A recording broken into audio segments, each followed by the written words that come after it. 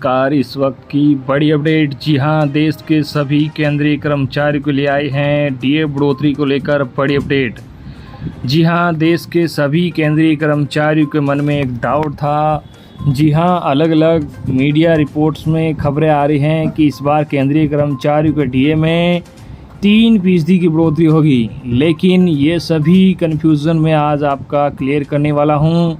जी हाँ, इस वीडियो में जान लीजिए कि आपके डीए में 3% की बढ़ोतरी होगी या 4% की बढ़ोतरी। जी हाँ, तो बने रहा आप इस वीडियो के लास्ट तक और जानिए इस अपडेट को सबसे पहले।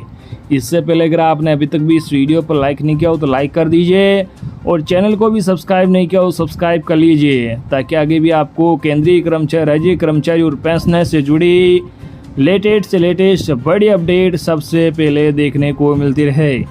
तो चलिए बढ़ते हैं इस बड़ी अपडेट में आगे। जी हाँ, आपको बता दें कि अभी तक सभी केंद्रीय कर्मचारियों और पेंशनर्स को 42% डीए और डीआर का लाभ मिल रहा है। अब सभी केंद्रीय कर्मचारियों और पेंशनर्स के मन में डाउट चल रहा है कि 1 जुलाई 2023 से सभी केंद्रीय कर्मचारियों और पेंशनर्स को 45% डीए मिलेगा या 46% डीए मिलना शुरू हो जाएगा।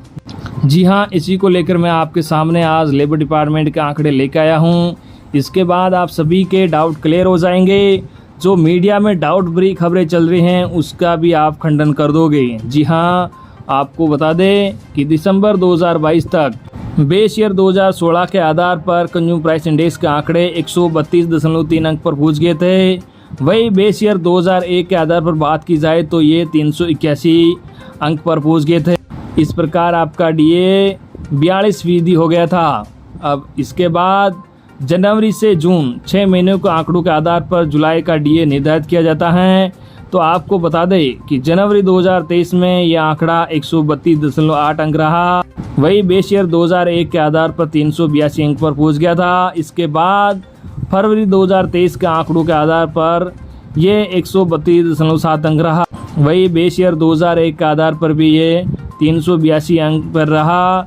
इसके आधार पर यह आंकड़ा 43.80% पर पहुंच गया था। इसके बाद मार्च के जब आंकड़े जारी हुए तब ये 133.3 अंक पर पहुंच गया था। वही बेस ईयर 2001 के आधार पर बात की जाए तो ये 384 अंक पर पहुंच गया था। इसके आधार पर आपका महंगाई भत्ता 44.47% पर पहुंच गया था। इसके बाद अप्रैल 2023 के आंकड़े जारी हुए। इसके बाद ये 134.2 अंक पर पहुंच गया था। वही बेस ईयर 2001 के आधार पर बात की जाए तो ये 387 अंक पर पहुंच गया था। इसके बाद आपका महंगाई भत्ता 45.07% पर पहुंच गया था। इसके बाद मई 2023 के आंकड़े जारी हुए, जिसके बाद ये बेस ईयर 2016 के आधार पर 134.7 अंक पर पहुंच गया था। वही बेस ईयर 2001 के आधार पर बात की जाए तो ये 388 अंक पर पहुंच गया था। वही इसके आधार पर ये महंगाई भत्ता 45.58% पर पहुंच गया था। इसके बाद आते हैं जून 2023 के लास्ट 6 महीनों के आंकड़े। इसके बाद ये बेस ईयर 2016 का आधार पर 136.4 अंक पर पहुंच गया। वही बात की जाए 2001 के आधार पर तो ये 393 अंक पर पहुंच गया था। इस आधार पर आपका महंगाई भत्ता पहुंच गया था 46.25% पर। इस प्रकार यह आपका महंगाई भत्ता अब फाइनल हो चुका है कि सभी केंद्रीय कर्मचारी और पेंशनर्स को 1 जुलाई 2023 से 46% महंगाई भत्ता मिलना शुरू हो जाएगा। और इसका ऐलान अगले बुधवार यानी कि 18 अक्टूबर 2023 को कैबिनेट की बैठक होने जा रही है। इस पर 4% डीए बढ़ोतरी पर कैबिनेट से मोहर लग सकती है। तो ये बहुत ही बड़ी अपडेट है। आशा करता हूँ कि देश के सभी केंद्रीय कर्मचारी और पेंशनर्स का डाउट क्लियर हो गया होगा, क्योंकि जो मीडिया में खबरें चल रही थी उसमें बताया जा रहा था कि इस बार केंद्रीय कर्मचारियों का 3% डीए बढ़ेगा।